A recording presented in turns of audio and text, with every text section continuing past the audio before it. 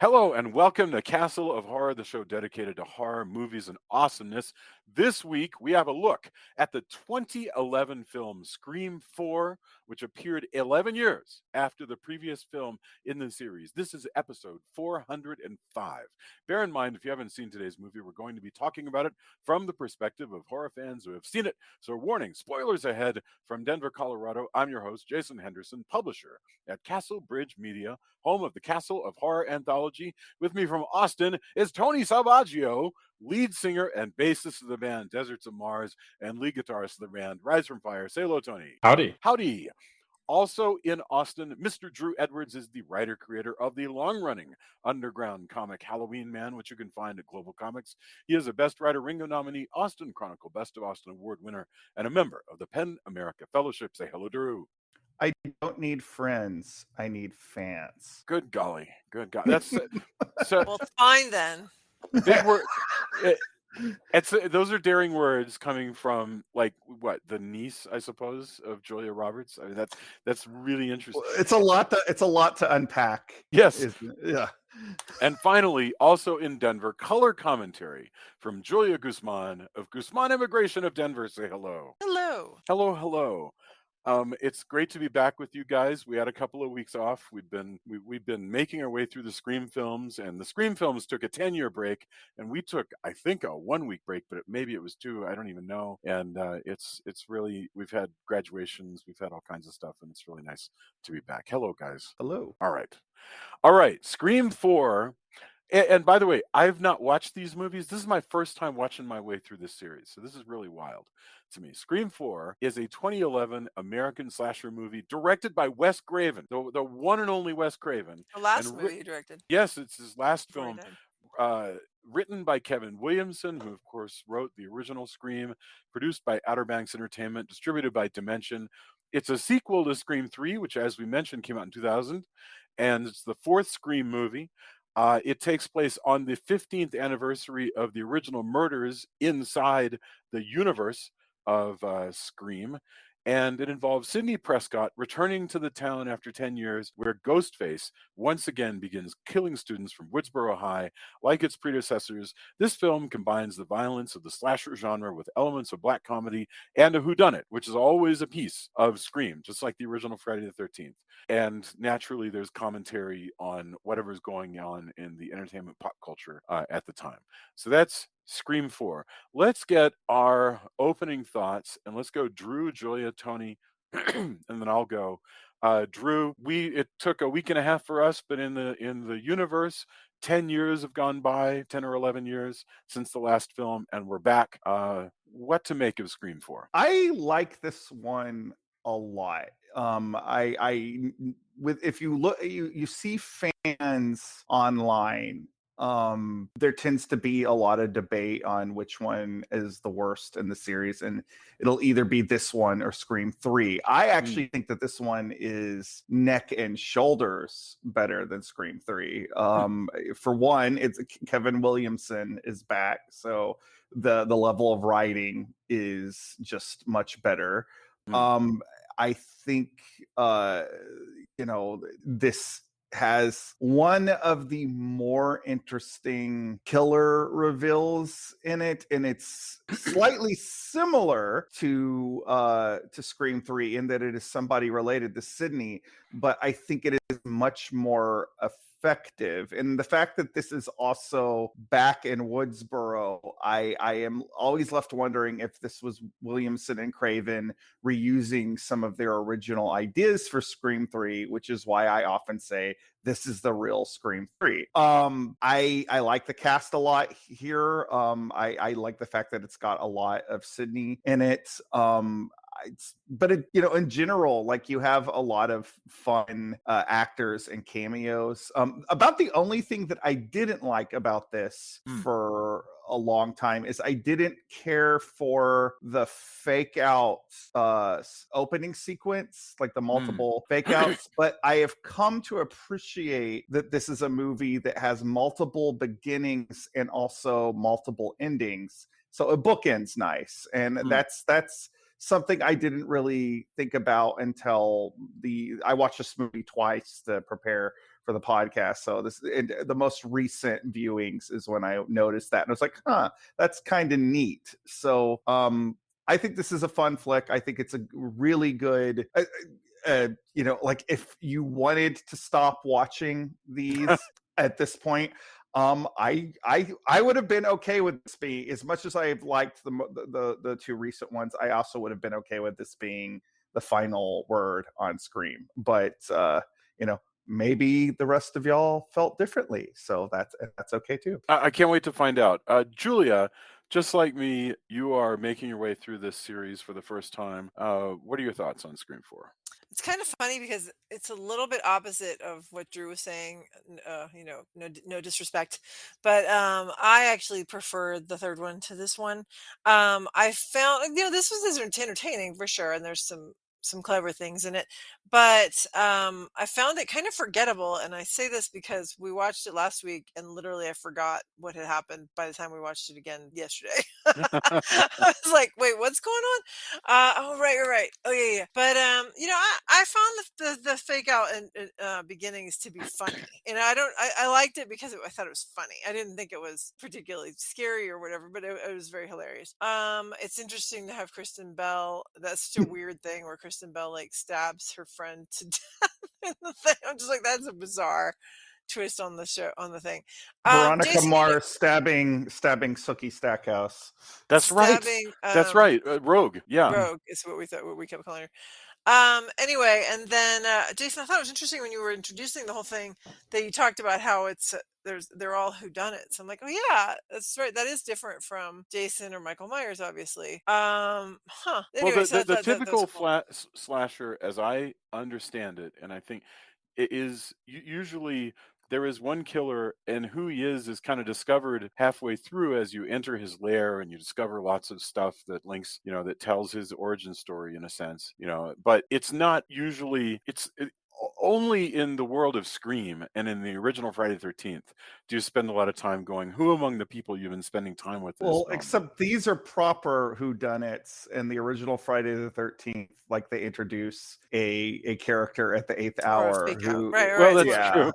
But anyway, but I like this that idea of these all being, because that's what they are. Because that's what's interesting. That is actually something that makes these movies so entertaining, is that you find yourself going through the whole movie and going, okay, now I think it's this. And I will say, Jason and I both really liked the idea that the killers were Kate Roberts and her daughter. And I really wish that had been I really feel like that would have been a more satisfying ending than Charlie and the cousin. So in other words, the aunt and the cousin of Sydney, as opposed to just a random film student and her cousin.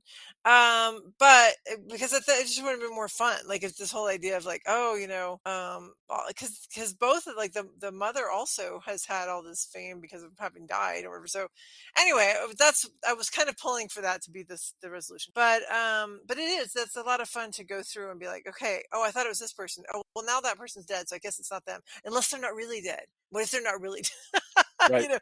So that's the most entertaining thing about these films, I think. I do like the cameos, but yeah.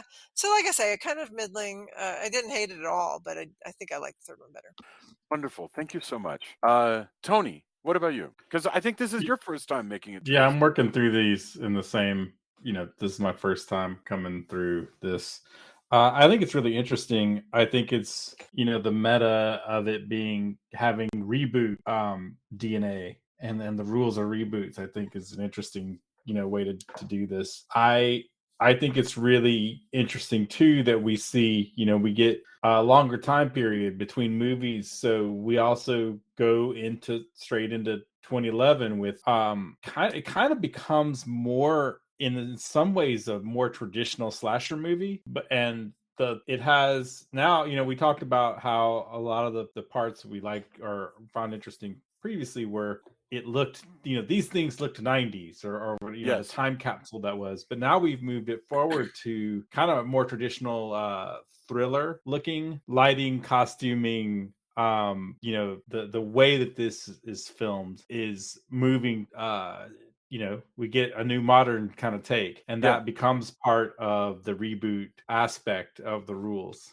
even though it's not, they don't say that, but now like I said, it to me it became more of a traditional slasher. Mm. Even within, like, it has all the stuff that you're supposed to, but the look of it and kind of the pacing kind of takes us there, in my opinion. And I thought that was really interesting. But yeah, it's got, if you're a fan of the series, it's got all the bits that you might would want, and clips right along. I'm kind of leaning closer to Drew. I do think I prefer this to 3. But I think, again, it's one of those movies where you don't quite get this if you don't go through whatever was the kind of, rockiness, or however 3 happened. I don't know if you would get this as it stands without that. So, we move forward into this era, which, is unfortunately Wes Craven's final movie. And an But era if you're that's gonna, cut short, right? I mean, it's an yeah. era that's not going to last, which I guess we'll find out why. Go ahead. I'm Right. sorry. No, no, but as far as the legacy, still, if this is the final movie, not a bad, Yeah. not a bad way to end things. Of course, Wes Craven did a lot of cool stuff, so it would have been nice to, he's missed for sure. But Yeah. I think there's a lot to talk about with this one, and there's a lot of interesting bits, just like every other one. Like, it's been cool going back through them. Wonderful. I agree with you completely. I mean, one thing that I've found is just so, as Julia mentioned, and you could chalk it up to being just a really busy week, but between the two times I watched this, I kind of completely forgot all the details until I actually watched it again. So I don't know if that's a good sign or a bad sign, or just that I was super busy. But I so far have been so thrilled with the consistency of this series. I mean, because when I think about what makes something bad, you think about, like, just just poor workmanship. But these are top notch. The music is always excellent. The editing is excellent. The lighting is good. They're getting usually the best popular actors that they can find. So this is a series that, here in its fourth instance, is just still consistently very high quality. And it's strange because obviously this is a sort of abortive reboot attempt, where and we should just go straight into an understanding of the context of Scream 4, because I don't completely get it. The series have been gone for 10 years, and they now, Scream has been rebooted, and the context, at least what all the actors inside are talking about, is the world of reboots, that anybody in the original can die out. But, like, does anybody know the backstory here? Like, why did it take 10 years for there to be another Scream movie? Well, I mean, for one, Scream 3, it was planned to be a trilogy. So Uh, but I think the fact, and this is me just this is conjecture, like I could be wrong about this, but if Williamson didn't get to actually write the third entry, mm, so I'm sure to a degree there was a desire on his part to come back and give him a final statement on the characters that he had mm, created. And as we discussed with Scream 3, that was a difficult shoot for Craven, so I'm sure he probably also wanted to have a little bit more say so in doing that. And I do feel like, whatever you're feeling, like, respectfully to you and Julia, whatever your feelings on Scream 3, whatever that may be, yeah. this does feel more in line with the first two Well, than yeah, Scream I 3 agree did. about that part of it, because we liked Scream 3 because the Los Angeles bit was Yeah. really neat. But what's going on here? You really have, I have two thoughts about this. One, they've returned to the small town, right? And the notion of slashers being spread out across, slashings being spread out across this town, involving the sheriff and all that stuff. So there's a move away from the sort of sophistication of the third one, where everybody's consultants and everything. And now we're back to, in a sense, the first movie, except that Sydney has grown up. And that's the other weird thing, because, like, Tony, you were talking about the 90s vibe, right? And I was thinking about, if I conjure up a 90s horror movie for you, like like Scream or the Carrie sequel or any of those things. Just picture like the douchebag walking through the schoolyard with his arm around his girl and some other douchebags like goofing off with one another. All of that stuff is in the past here because Sydney's our main character. There are young characters here, but I kind of feel like we as the audience are intended to kind of understand that Sydney's supposed to be our focal point. Or is that right? Am I right about that? Like, who I actually don't is think that is entirely true. Like, I Hmm. think Sydney is certainly the main character, but like, I do feel like Jill is positioned to at least be the Jill, which is second. Sydney's young cousin? Yes, Yeah. she's positioned to be the secondary protagonist. And It's around her, we do have a cast of young people yeah, of and that's partly to go into the idea of like reboots and everything, and but it does in, feel like we don't have the obnoxious. I kind of feel like there's a 90s high school horror movie vibe that is gone from this. And it could just be that's a 90s thing and that sort of well, feel is I mean, you do have the two, social media, which is yes. also a much bigger thing in this movie than it had been in Scream 3. Yeah, And I because think he's a that's another blogger. ability. Yeah, we keep talking about the evolution of technology in this movie. Like, this is definitely like the first movie in this franchise to really make use of social media in any way. But Well, the you raise a good point. I mean, because the thing is, these secondary, well, basically, you have even more so than before. I guess in a way, you have a split cast. Because in the first one, the main characters are all high school students, and then you do have a few so-called adults who are a little older, but they're not as old as the parents. So that's like Dewey and Courtney Cox. Now you've got a whole split cast where these guys are all like well into their adulthood, but I to some extent I'm not sure if this is really meaningful. I'm just saying that the first one feels like a teen story, and it feels like since we emotionally care about these adults so much, the notion of it being a teen story is just drifting away, which is okay. Yeah, I didn't, I kind of felt like the whole Dewey and Gale thing just felt forced to me in this movie. And part of it might be because they were actually separated at this point, the Mm. actors.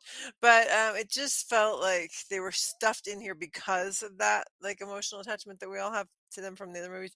I didn't I didn't I thought they were unnecessary to the whole plot, like completely. I Whereas feel like Dewey becoming sheriff of the town is a fairly natural evolution of his character, though. sure, yes, I but I thought that just was mean good. he doesn't really have any significant contribution that It's he Courtney makes. Cox we could probably do without, maybe. I don't know. Yeah, It's a tough especially because one. you have that Deputy Judy. I mean, I don't. All of that just felt dumb to me, and the whole thing with Say more about Judy that, having a crush. because Well, for Judy the having a listener, what's crush on going on him. with Judy Yeah, and okay. So Courtney? there's, the cute little blonde deputy who's got a crush on Sheriff Dewey, and Courtney Cox.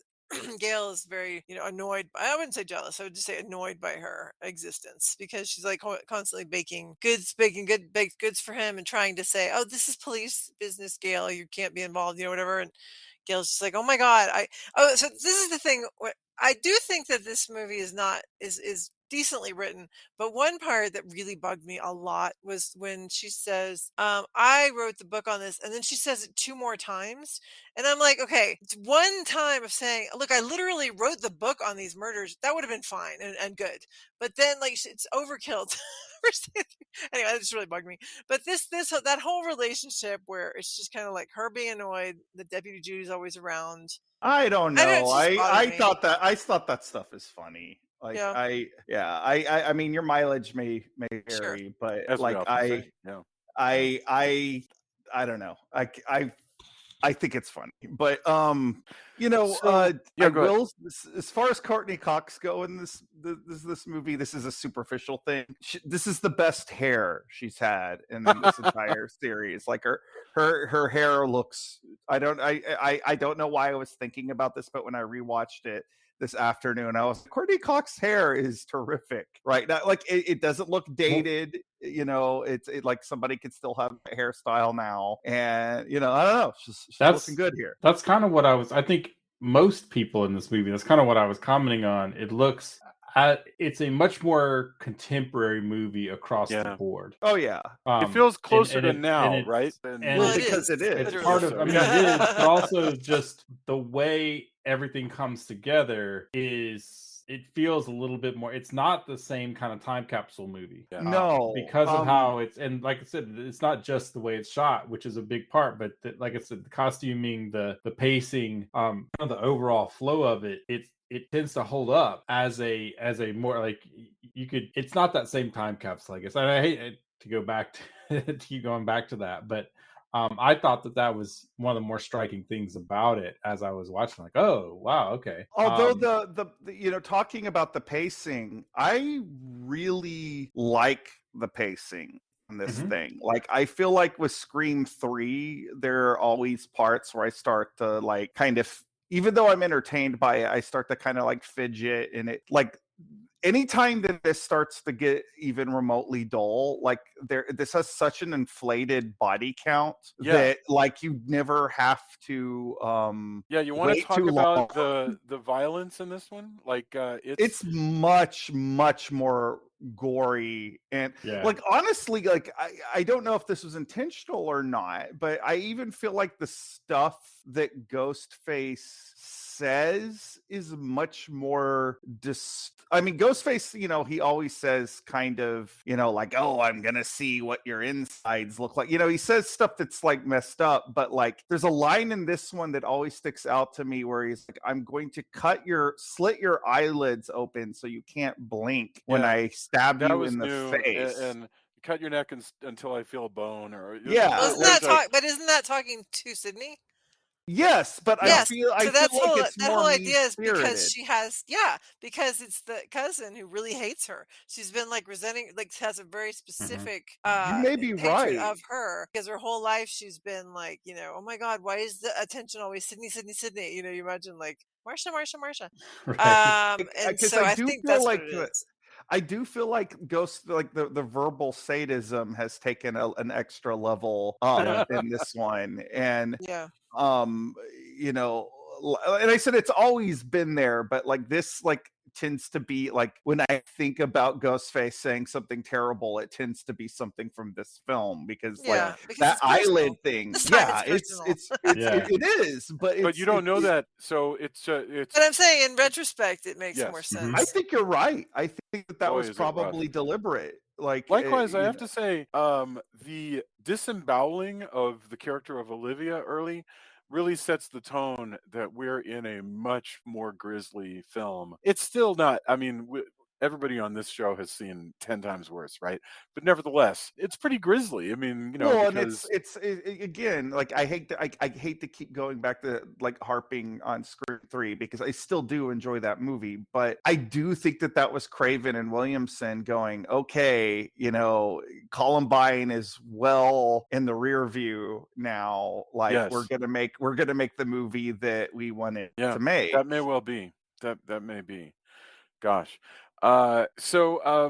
Thinking about well, no, I don't want to do any let me just call this. We can spoil this film, but I don't want to do any spoilers for later films. So I was going to Well, mention stuff, so I won't. Anyway, go one of ahead. the things though that doesn't, maybe that will date a little bit, is the technology. But I think even they were trying to get ahead of things, because if you think about it, Google's Glass, which had a camera on, you know, mounted like that, is just a few years away. Yeah. So they were a little bit ahead of their time with that and the whole blogger thing. I think they missed an opportunity when what's that character's name? Is that Robbie? Is that his name? The I one think that you're has right, wears the headset? Robbie. The one Yeah, that's not a Culkin. Yeah. right. That's not Rory. Yeah. I think they missed. I feel like when he drops his headset thing and puts it back on backwards, they should have left it like that and had him look at the camera and then seen Ghostface come up from behind him. I didn't understand what the point was of having him then turn it around and then Ghostface is in front of him and I he's think seeing it was Ghostface in just front of him I and on think the it's a screen. misdirect. I think that, Yeah, Well, I think exactly. it would have been there's better if two they just reasons like not to looked. do it. I agree with you. It still would have been cool. But the Yeah. thing is, they had already done that or would already do that gag. I can't remember when with Courtney Cox, where she's got a camera pointed behind her and somebody else sees. So it would have been a repeat of the same beat. And so I think And that But this explains it. movie is all about repeating things and right, things exactly. redoing. Like That's true. that's a theme throughout this film. Well, then it's a missed opportunity. I agree. He puts on the camera facing backwards and then doesn't film somebody coming up behind him, which would have been awesome. I mean, Before we get too far away from the aesthetic of this yes, movie, I also want to talk about, again, this is a superficial thing, but you have repeatedly commented on how Sydney is attired in these movies, where she is yes, not necessarily the most fashionable compared to like some of the other characters. correct. Like Yeah. this one, they finally, they put her in more like figure flattering clothing. She's dressed a lot more like feminine than in the previous Well, I films. mean, And I just to be wonder if clear, that's partly because they wanted her to appear more adult. well, I mean, maybe I just want to make the point that in Scream 2, my point was that by the time her character was a college student, they were dressing her like a college professor. You know, she's wearing leather jackets and pants and had this very sort of like elevated sophisticated look. It's funny. I didn't excellent point about her sartorial choices here. I didn't really notice them very much, which who knows what that means. It's just like this is I think the longest we've seen the character in like a dress or anything like that. And I Interesting. wonder if that was a deliberate choice of, making her appear more, Well, that more adult. but also the fact that she's there to put on a show. Like she's Yeah, there for to, sure. I to was I talk was about her book and to That's do true, yeah. interviews. And So she's now a book person. I was way aware, by the way, of her physicality in this one. That it always strikes me watching her in these films how much they employ Nev Campbell, who can do a lot of very physical stuff, like these amazing high kicks and stuff. She's doing it here too. So she has these Buffy the Vampire Slayer powers she that does she well, and the deploys. character, Dev Campbell, but also the amazing stunt woman who's like Yes. constantly falling off of roofs and out of windows and then catching herself on ledges. I So yeah. I'm really crazy about this actor, and we don't. I'm not aware that Nev Campbell is in a whole bunch of stuff that I'm Well, like not I said, we need watching. to watch the Lincoln Lawyer, the series that she does, that she's in. I think, yeah, she's mostly, other than this is definitely her film role. Like she's probably more known for TV Mm. than a lot of movies. But Yeah. I mean, she's I clearly watched something Party of Five. I else. don't know if you did. I can't I remember. definitely admire that she, is willing to negotiate and like, one of the Scream films recently, she didn't come back because weren't going to pay her what she wanted, and she was like, "I got other things to do," and that was that. I mean, good on her, right? That's I thought pretty powerful. Yeah, no, she's wonderful, and it's also interesting because we're at that generational thing. This is related to the comment about how the first film was about teens, and now we're kind of half dealing with adults. The films have decided that Sydney and Courtney Cox and Dewey are really key. If they had not decided that, we could have just kept cycling through new young people, a la Friday the 13th, right? well, And and the movie series within the movie series, the Stab movies apparently had to do that anyway because ah, Sydney Tori Spelling. sued them. and oh, right, that's right. Yes, that is so hilarious. Another media thing that I want to mention, because it was occurring to me that being a giant book author probably would not mean celebrity even in 2011 the way that it would in when the original one came out. Because at least in the universe of Scream, the fact that Courtney Cox's character wrote those books that became those movies is a big, big, big, big deal. And I think by the time we get to this film, it's clear that like spoilers. Jill Roberts says nobody reads anymore, and minor spoiler for the future movies. That's going to stay true. I mean, books are not going to be important to the future of this franchise. And I just find that fascinating that since this series, Even oh God, what's her name from Glow? Oh, Alison Alison Brie. Brie. Alison Brie. Even Alison Brie, who's supposed to be promoting the book, goes, "I'm gonna wait for the movie." Yeah, the book publicist. Right. Yeah. So by virtue of this series covering a quarter of a century, we actually get to watch the culture itself completely change. Which I just find fascinating. All right, so I want to talk a little bit about this is another thing that's different from the previous film, but it is very kind of like Scream 2. They have a big set piece, which is an all-night movie marathon, because in this world there's been 7 quote unquote stab movies, one of which was directed by Robert Rodriguez, supposedly, which I think is hilarious. And they've had 7 of them, and so there's a big barn outside of town where they're going to be playing these movies all night. I think that's Well, and Robert that's Rodriguez actually did direct the scenes that are shown in the thing, and then they did he really? Oh, that's really yes, cool. he did direct the scenes, and then they show his name on the thing. Yeah. That is really neat. That's cool.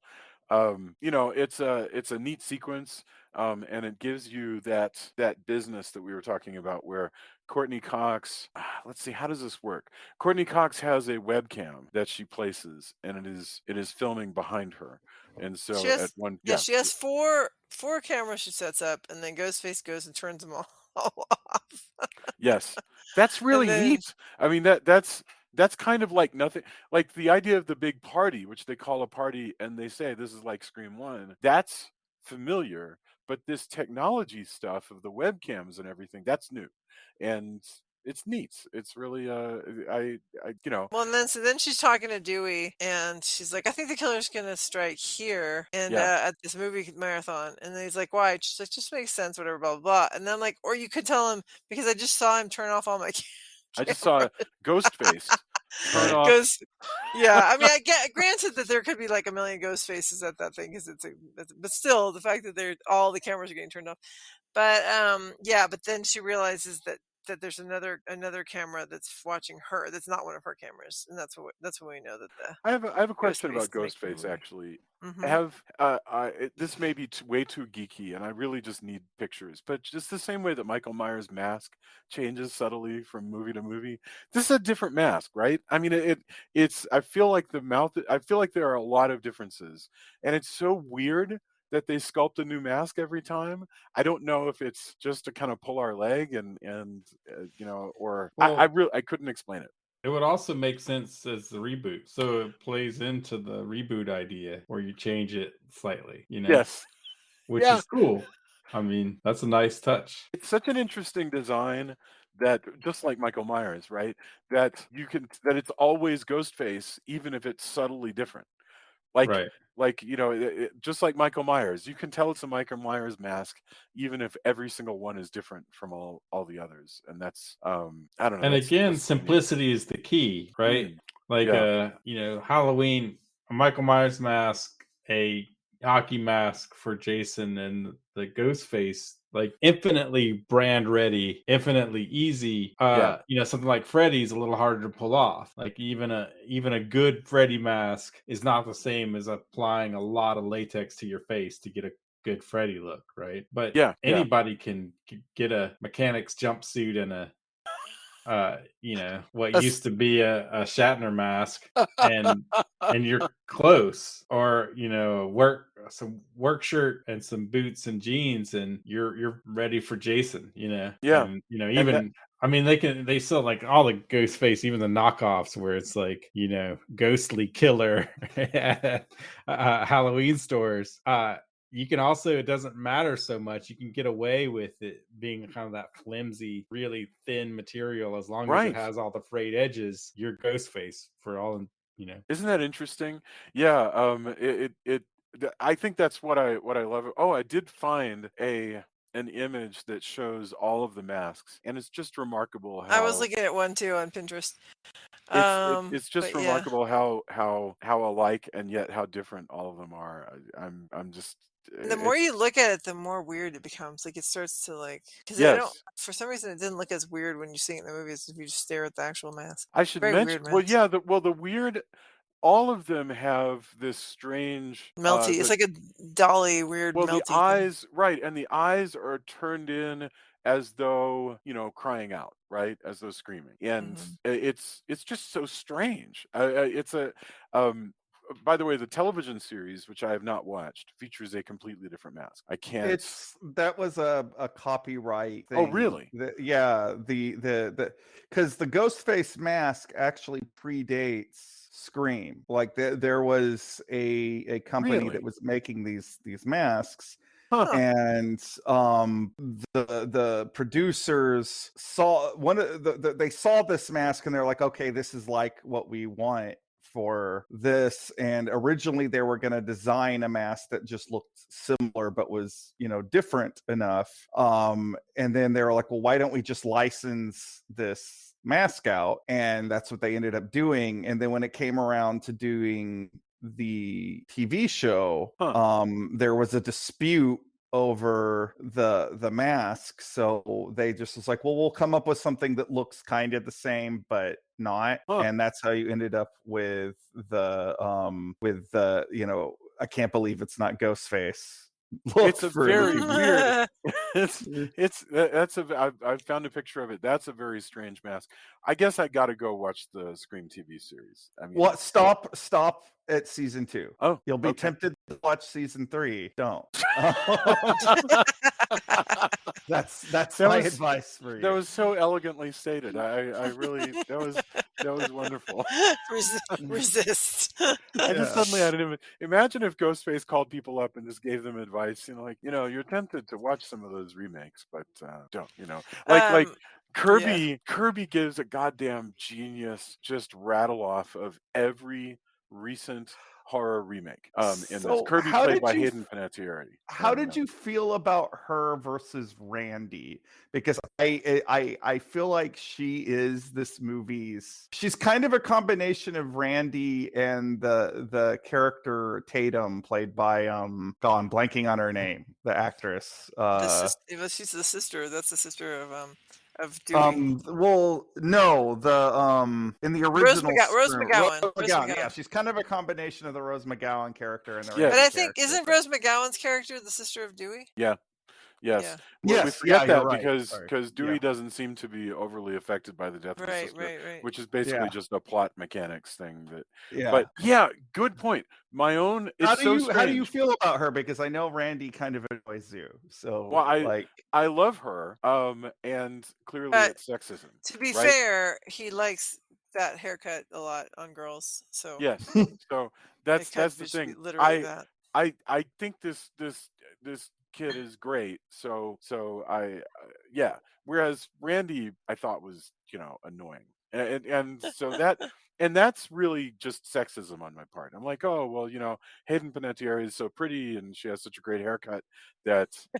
But she's also, frankly, I mean, Randy's kind of a jerk. I mean, like stopping the movie and delivering speeches and so I this is a new but that is a to very include Randy. teenage, full of yourself thing to do. So I don't feel like Randy is entirely unrealistic. That's But true. I But think Randy's a she's lot more likable in Scream 2 than in Scream 1. Whereas, Hayden's character, Kirby, is pretty likable here, yeah, and Um, she's also not quite. I mean, she's kind of smug, but she's not as smug as Randy about Yeah. her horror Yeah. movie trivia. Although she seems to have, and this is probably only because I've watched this movie twice recently, but the point where they go into, like, you're in her home and you see her room, and it's not just slasher movie posters on her wall. She's got a poster of Tremors. She's got Rear Window. yeah. Like, she seems to have a broader within Well- the horror genre. She seems to have a broader appetite than Randy, who was like a Blockbuster Video kid who watched, you know, Halloween a bunch of times. She's also a lot less. You get the less of a kind of gatekeepery vibe. Yeah. It's more like, hey, I'm a horror fan who just really loves horror, and Yeah. and I think the switch and, you know, having it be her, I think her whole demeanor is, you know, this is the time we're in now, which I thought was great. Yeah. So she's still hardcore, but it's not just like, it doesn't, the vibe is different, and I prefer what she's got going on, to be honest. And again, it's possible that it's possible that I judge her unfairly because she's also this very pretty actor, you know, so you know, she has that going for her, which Randy didn't have.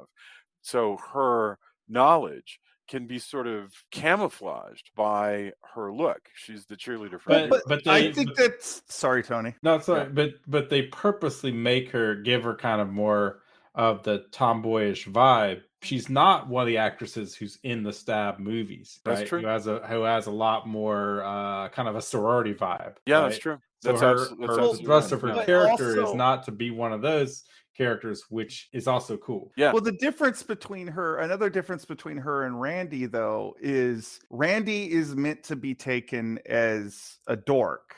Yes. And she is very, like, she dresses hipply, she's very witty, and that is also kind of a societal change between the original movies and now. Is that neurons can be cool? That you could be a movie geek, but being a movie geek is kind of a cooler thing in 2011 really than it interesting. would have been in the 90s. Yeah, that's really interesting. I like that you said that, because that may reflect a cultural change from the late 90s to 2010. And that's also kind of what I was getting at, you know, like the shift. Like, it's cool to have the reboot also have a cultural shift. Yeah, it really is. Well, that's why I say, you know, I didn't really have any opinion about these films, but before we started to do them, I'm kind of excited that, you know, there were new ones going, so we could kind of tie them together. But I'm so glad we're doing them because I think it's really paying off. I'm enjoying it a lot.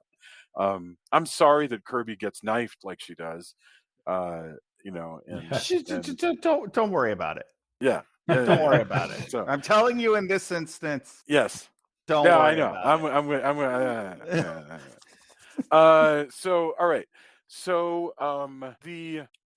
there's also the AV Club, where we have you know, because you have to think about this. These are expensive movies. Each sequence means something. So there's the big party sequence is replaced by an even bigger party sequence, which is the one in the barn. And then there's also this sequence in the AV Club where our two film fan douchebags, who are what are the names of the two characters? I'm sorry. Rory and Well, no, Rory is the actor. Rory Culkin is Charlie, Charlie. Okay. and the other one is I can't- Robbie? yeah. Robbie. Anyway, he's the one that has a camera on his head all the time. Yeah, Robbie. Anyway, they're the King Dorks. They run the AV Club. Although, again, in keeping with what Tony was saying, they're not so dorky. You know, they're kind of annoying, but they're running this club and people like them, and they seem to be fairly popular. I mean, they're able that, like, their Stabathon thing is fairly very well attended. Well, God knows, yeah. we're also seeing, you know, it's pretty interesting. I talked about how, some of the tech is a little dated now, but also it's leading to other tech, right? And, Yeah. and we live in a world right now where a ton of nerds, you know, and I mean that in the best possible way, people are making a living playing Dungeons and Dragons online.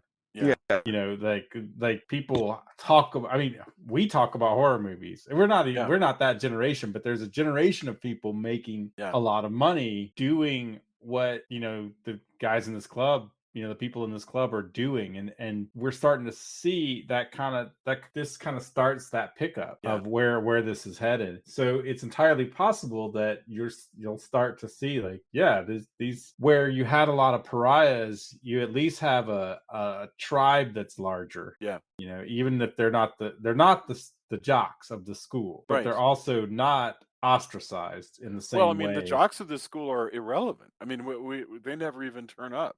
This movie's not concerned with the. Well, I guess that's not true because you've got Nick Tortorella, who is the understood to be the resident cool guy, and everybody finds him tiresome and just sort of extraneous. And so I think that's the lesson is by 2011 the geeks have come to rule the world.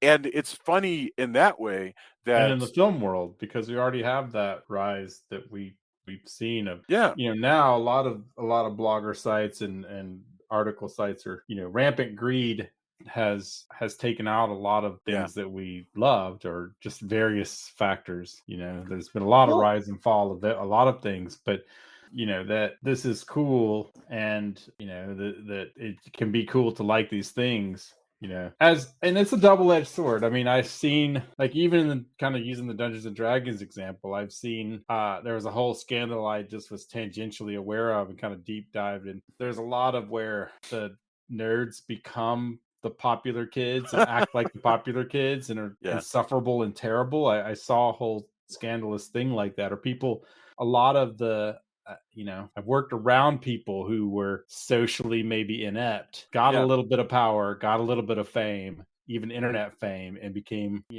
not, it wasn't the best time. It wasn't, It's funny it that- became like it overtook that.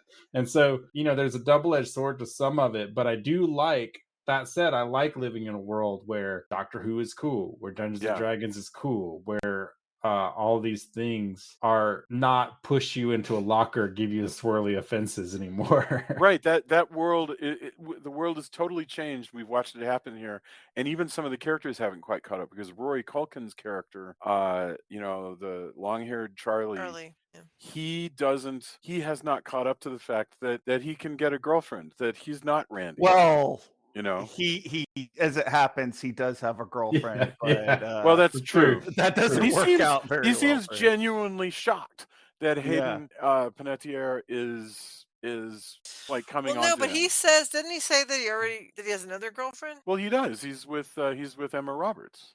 Oh. But No, I thought he said no, but I thought he said to Charlie when I thought he said to Kirby that he was dating somebody else, and I didn't think he said it was Emma. I don't know, whatever, it Really? doesn't matter. I don't remember. When he's stabbing her, he kind of has a bit of misogynistic rage where he's like, "Oh, now you notice me. Now Right. you noticed me." Mm. Like Yeah. it's that kind of thing. Mhm. So, Yeah. like, obviously there was an unrequited, well, not quite unrequited crush, but like, Yeah. Totally. Yeah, I mean, yeah. things are you don't have to like become a serial killer. Eventually, the Kirbys of your world will come around, maybe. Well, like Let's he not, is- let's not yeah, go down this whole path. This gets very Yeah. dark really Well, quick. no, I do have a feeling that like he's one of those people that if Yeah. you were to ask him, he'd be like, "I'm a nice guy. I deserve this. I'm a Yeah. nice guy. I deserve that." Like it's not quite spelled out like that in the movie, but And it's this is before the nice guy discourse that we've yeah. got going on now. But you it's and I'm sort of glad it's not quite as on the nose Yeah. about as that, but like it still works. Like it's Yeah. still there. Something about this movie that I also think is interesting in the revisiting Woodsboro finally is that we get to see the effect these killings and the movies that are based off of them have on this town and the way it's been sort of interjected into, like, there's a line that Dewey says about like how one generation's tragedy is another generation's joke. And I think the way the sort of sardonic behavior, of the teenagers in this film about the, Boy, that's the a original good killings point.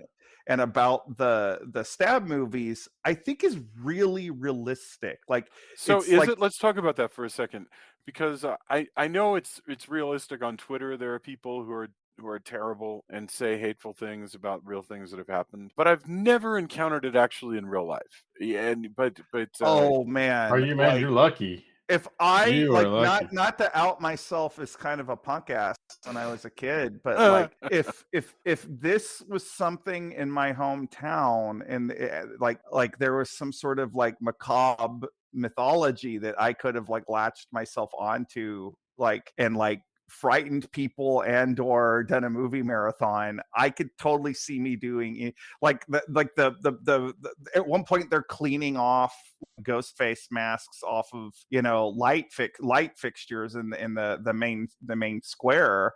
I could Mhm. totally see myself doing that. You know, the Stabathon, I could totally see myself doing that as Agreed, well. Like, agreed about that. But there are the way that they're talking around Sydney.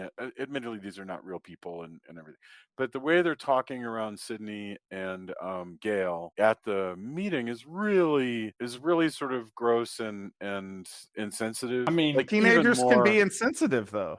Yeah, that's true. not just teenagers. I mean, you can watch multiple videos at any kind of like, Yeah, group of people nowadays that just wants to kill your soul. Just the cruelty of it, and cruelty being the point. yeah, I really Although think I that don't think that they're trying to be cruel to Sydney in that particular sure, scene. I think that they are in awe of her, but they are also reducing her. You know, they compare her to, like, you know, Laurie yes. Strode and, you Well, know, Linda Blair and The Exorcist, but those are fictional characters, and I just think that that shows a lack of yeah, maturity on the yeah. part of these characters. It's yeah. not thinking about what you're saying and kind of just, and that happens. I mean, that's, I've witnessed Yes. things where I go, "Oh, that's not how." Oh, I Now, mean, it's even granted, possible for me. I what's mean, I think any of us could do that. Yeah, what's that's funny though is that this whole town hysteria, this is 2011, and it takes us a bunch of years before we go back to Haddonfield with a similar hysteria, yeah, which yeah. I You're think right. is interesting. Like, I didn't, think about it until I started watching these movies again. I was like, oh yeah, well, it's a little while before we go back to the hysteria that lives in the Halloween movies, and Yeah, I the fact mean, that they mention their they mention Strode and everybody, like, that's interesting. well, I mean, there's an abortive, the 4, 5 Halloween. Now we're going down a path but Halloween 4, 5, and 6 do kind of play around with the world of like Haddonfield having its own culture of Halloween, either by completely burying it or by sort of having a full on fair with Michael Myers masks and stuff, and then but that whole timeline gets erased. Um, the I you know honestly, since they have resisted the outright reset button with yes, these movies, and I think that's a wise decision because there's no reason to do that. But and we'll what discuss I that more next week. But yeah, yeah, that's the but world of whatever you call these the new kind of reboots that we have. yeah, but I The what I would like to have, what I would be interested to see eventually in a Scream movie is perhaps, you know, like the sort of dark tourism thing that we've seen Yeah, appear around true crime and, you know, mythology and folklore and things like that we've seen really, you know, take hold in the last, you know, decade or so, and see maybe Woodsboro even capitalizing on yeah, Ghostface. Like, I think that that could be an interesting future sequel. But you know, I do think the fact that that they even take a moment to, because this movie has a lot on its plate, but I yeah, like the fact that yeah, they like take a moment to address that. Yes, this is you know, this town has you know, there's an anniversary of this event every year. Yes, teenagers pull pranks. You know, the fact that yeah. these movies exist has also affected the way, you know, this town exists. I don't know. I just it's a nice little bit of world building that I enjoy. Yeah. No, it's true. That's some of the stuff that I love the most, and actually, where this series most resembles kind of what Halloween can be when when they're at their best, which is the little town, the leaves, the whole schmear of small town horror. So the final sequence of the film takes place in a hospital, which they actually comment on. They're like, "Oh, how Before interesting." we get to that, Yeah. I want to talk about literally my favorite sequence in this whole movie. What's that? So, because this movie has 3 endings, basically. You have the Stabathon, and then you have the secondary party in Kirby's house, and then you have Yeah. the quote unquote stupid ending / alternate ending at the hospital.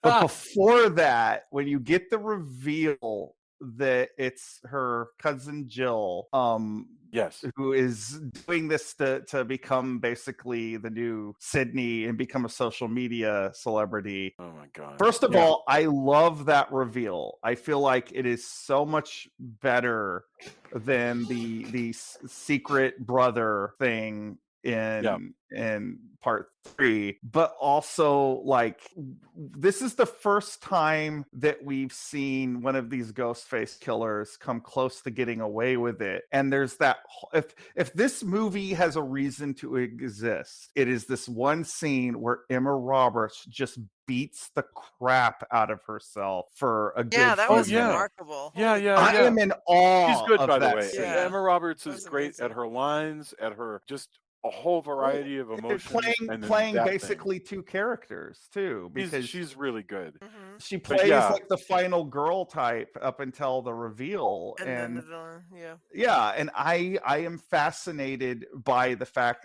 by that switch. Mhm. Yeah. I think she is the most interesting killer in any of these movies since the first one. Like I You know, I think hadn't thought about it. You're exactly right.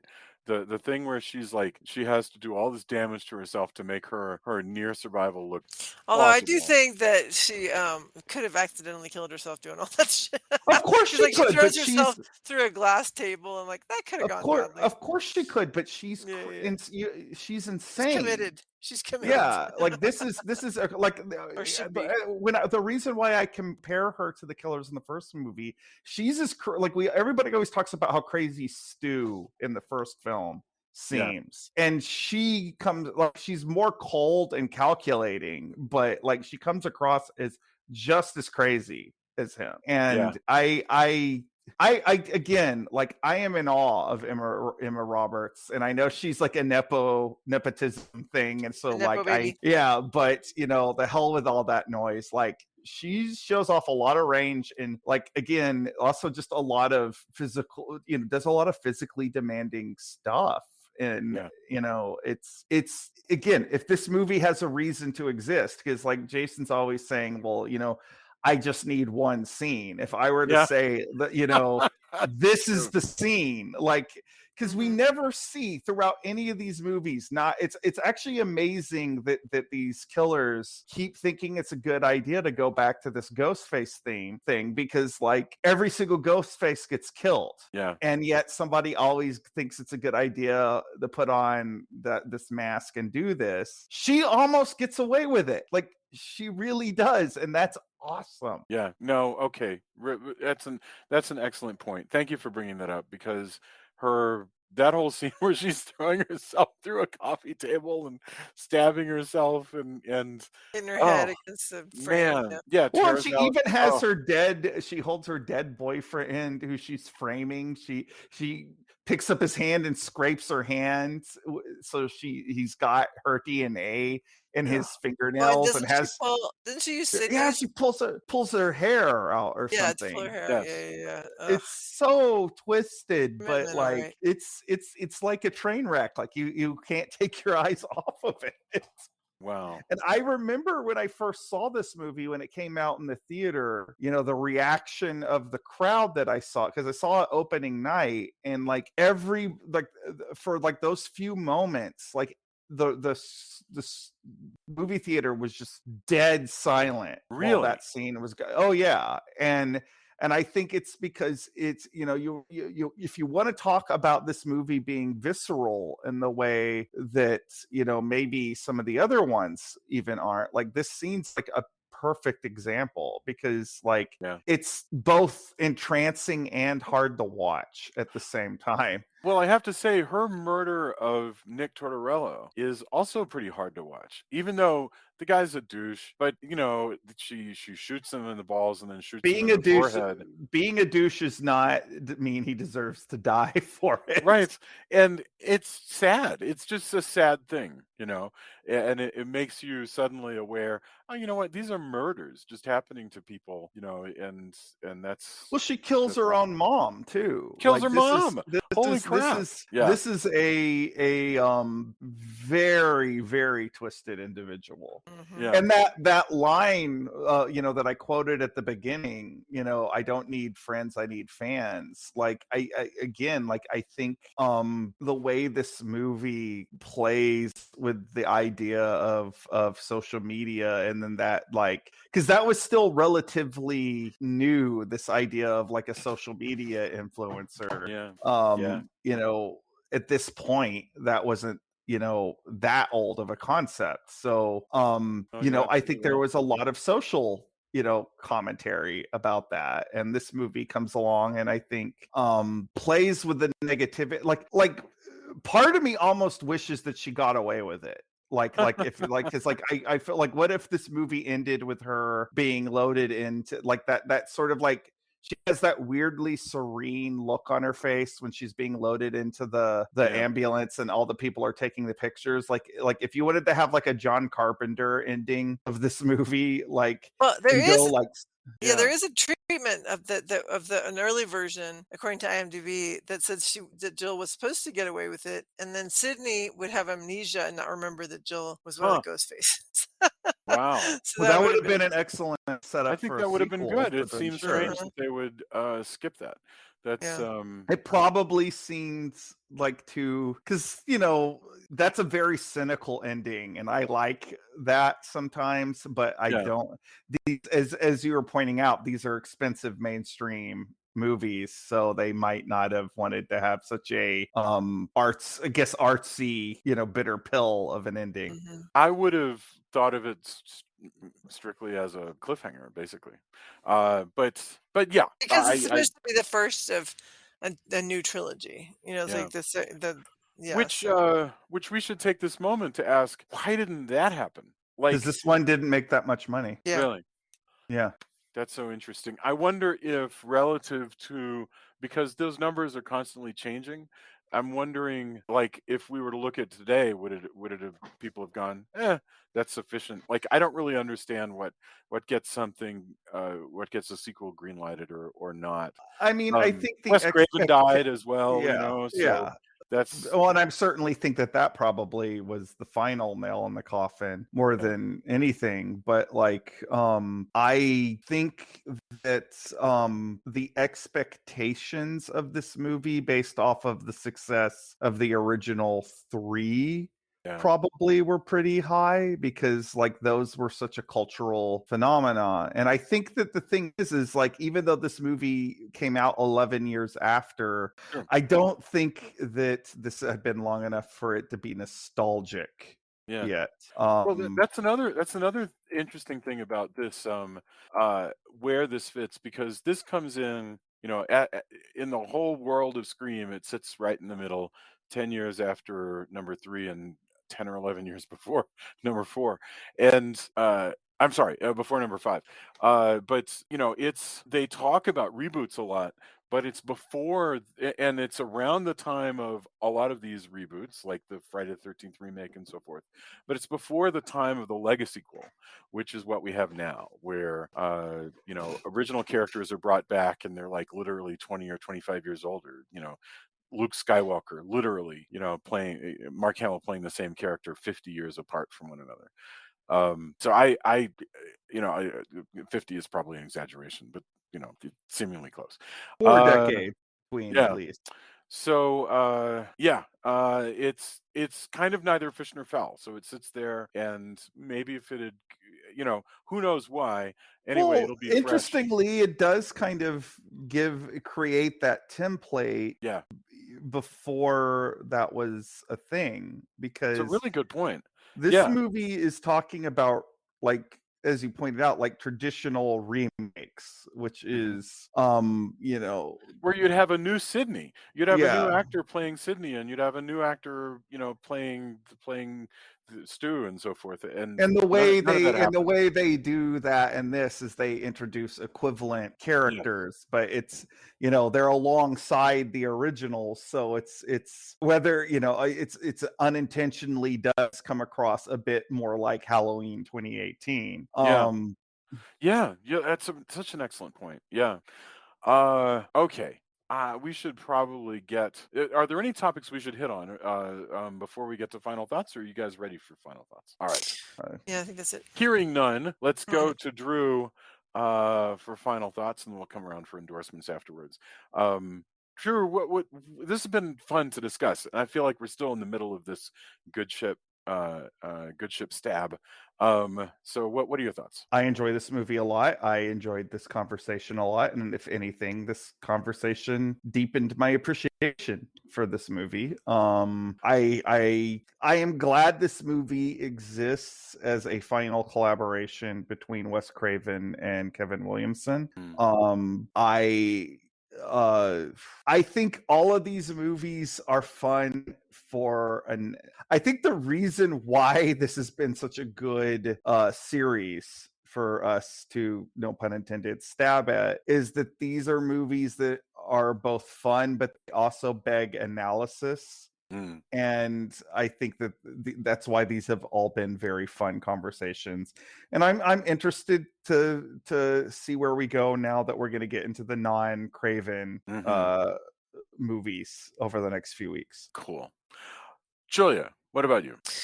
Yeah, I mean, I think the more we talked about it, the more I think that, yeah, there's a lot of things I like about this movie, but it is, I can't help the fact that I didn't really remember very much of it from one week to the next. As you mentioned, it might just because there was so much going on. But I do, it's great, great cast, I mean, there's like a lot of talent there. They're distinct, the characters are very distinctive for the most part. So, I think it's a good film. I definitely think it's a good film. I just, it's not my favorite, but I enjoyed it a lot. I enjoyed watching it a lot. Excellent. Thank you. Tony, what about you? Yeah, I like the look and feel of the movie. It has been really good going through these and kind of a strange distance where I feel like we kind of have a more bird's eye view of it Mhm. in a way, which is kind of fascinating to me as well. I like the shift in tone. I like how it looks a lot, and it does have a really great cast. I am with Julie a little bit. I didn't find it on a whole as memorable as some parts, but I think it's kind of the way it's put together. It's less of, I don't mean it as a knock really. It's I know it's kind of it's hard to not sound that way, but while I was watching though, it's entertaining. And I really got a kick out of it. I really like discussing it, Mm. especially again kind of seeing where these films lead other films, because we have a whole right now we've got a whole another decade of horror films post this one. you know Yeah. and then leading up to a contemporary one this past year. So I'm pretty stoked about that. I think it is a fitting final movie, even if I would have loved to have seen many more Wes Craven films. I dug it. I think the changes and the updates and the playing with the rules of what is a reboot, since we continue, the Scream franchise is about this meta as well as the slasher stuff itself, is pretty fascinating. So yeah, I dug it. Thank you very much. I agree with you completely, Tony, about the bird's eye view. That there's just kind of something special about the fact that this is such a long running series, and these past four that we've discussed, we've been able to view from this vantage point, far away, which is very different from. I remember when they came out, and I remember distinctly having no interest in watching them, and now I realize that I was wrong. At least I feel that way so far. So we're gonna see what happens with the next couple. So cool. Gosh, that brings us to endorsements. And by the way, we will be back next week with a discussion of Scream 5, which is really just called Scream, but who cares? I'm going to call it Scream 5. I think everybody else is because it's a very easy way to distinguish them all. And we'll find out what all these guys are up to if you wait yet another 11 years. So, endorsements. What have you been watching, listening to? There's a lot of addictive television that Julia and I have been into this season. So, Drew, starting off, what do you have for us? I really liked the finales of both Barry and Marvelous Miss Maisel. So like that's a brief thing. I don't know that I need to say much more about that because those are both popular shows and don't need my support. I got around to watching a movie on Shudder today called Kids versus Aliens, which is much more low budget than Scream 4, but still very endearing and entertaining. How many E words can I say? But it's literally a girl that's kind of estranged from her younger brother as she becomes a teenager, throws a Halloween party, and the Halloween party is attacked by aliens that are using human skin to fuel their spaceship, and she has to team up with her younger brother and his friends to defeat these aliens. And the plot is as simple as that, but it's very much in the spirit of an 80s horror because it is very gory and goopy and has people in rubber suits playing the monsters. So I think if you want something that's a bit of a throwback to that era, this will definitely fit that nicely. I'm also sort of surprised. I actually commented on this on Twitter that there is a brand new Gremlins cartoon, and it's on HBO Max, and no one seems to be talking about it one way or the other, because That's interesting. even if I mean, it must be marketed poorly because I just noticed it the other day. It's amazing to me because I think about about the Velma cartoon, which was even though everybody kind of hated on it, they still talked about it. They dropped the whole Max, we're changing to Max. The best time to drop a brand new series of a beloved franchise is right when you change over your whole market share, make everybody re-download your app and everything. That's the best way to do that, I think. Well, I can say I checked out the cartoon. I actually watched it, and the first episode, it's 20 minutes. It didn't leave much of an impression on me. The second episode, however, is very, very good, sort of entry level horror for kids. So I'm gonna they don't have the entire series up yet, but so I'm tentatively giving this a thumbs up. I dug the second episode a lot. I'm hoping the rest of it can be as good. If it doesn't, then I will, I guess, take back my endorsement later. Finally, also Prehistoric Planet has a second season on Apple Plus right now. And if you are a dinosaur enthusiast like me, these are some of the best dinosaur effects I have ever seen. You should go over there and check it out. I will point out, though, this is not a horror or sci-fi show. It is a very much a hard science look at dinosaurs. So don't go expecting Jurassic World or whatever. This is much more of it's a paleontology show. However, the dinosaur effects are amazing. So even if you're just a special effects person and you want to see cool special effects, it's like they filmed a nature show in the Mesozoic era. It is so damn beautiful. So yeah, lots of good stuff to watch right now. Fantastic. Julia, I mean, I know that we've been running around dealing with graduations and other whatever, but do you have anything that you want to endorse? Well, this is not a genre, but I have endorsed in the past, and I don't like Drew said, they don't need my endorsement because it's probably the most popular podcast in the country.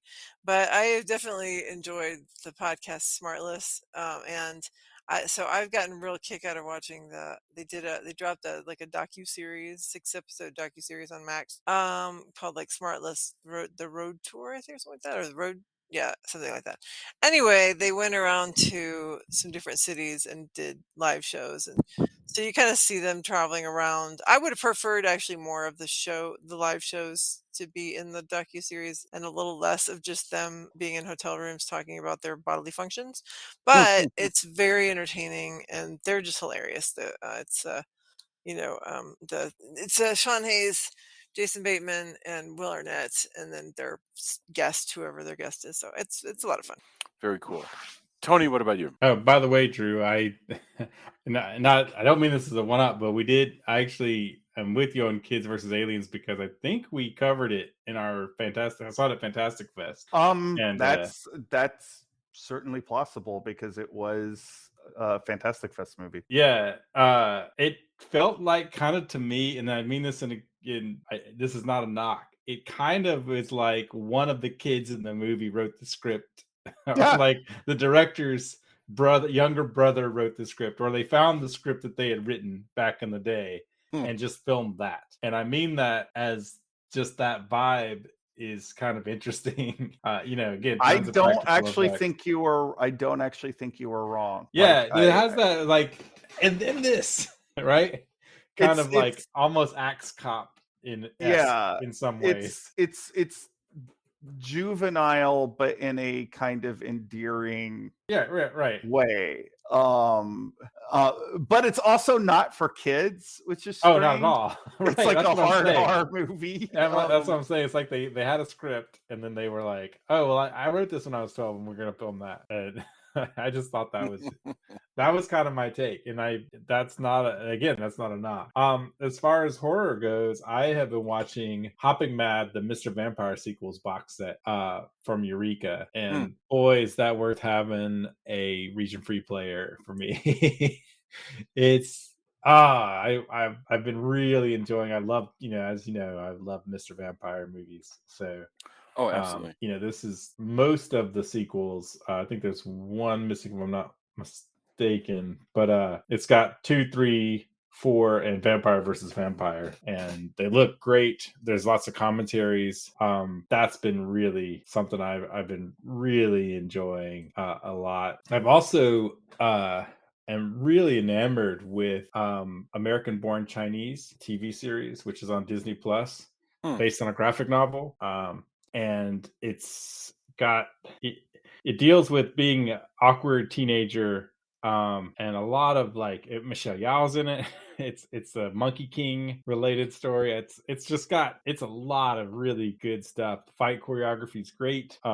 All of the Monkey King stuff. If you're a fan of any version of Journey to the West, and there have been many of them, it's really worth checking out. I really recommend it. And I don't know why I don't own the graphic novel, but I really do need to pick it up because the show is really great. And I hate when I do that, when I should have gotten this a long time ago because it had a pretty good buzz when it came out, and I've heard nothing but good stuff. So I've been really enjoying it so far. We're a few episodes in, but the cast, like I said, the cast is great.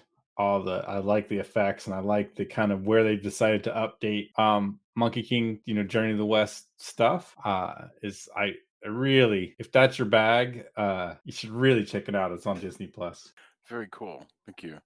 I mean, obviously, the end of Mrs. Maisel was wonderful, but we also finished our way through Fatal Attraction, which was very strange because it took Adrian Lyne's sort of sexy psycho thriller and turned it into this, sometimes really thoughtful and moving legal drama, which was a a bizarre choice, but we certainly watched all of it. We couldn't not finish it. So I guess that's good. I think I prefer the sort of roller coaster ride of the original, but Julia, what did you think, by the way, about Fatal Attraction? Well, I mean, I don't want to spoil it, but I was unhappy with the ending of the season because it didn't really resolve.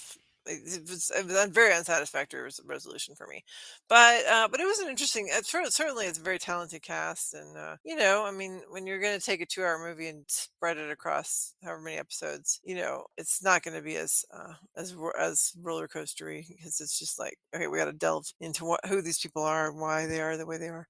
It's really funny because if you go to Tubi right now, Tubi and Lifetime for that matter, there's never ending, it never stops. There's always a new variation on Fatal Attraction.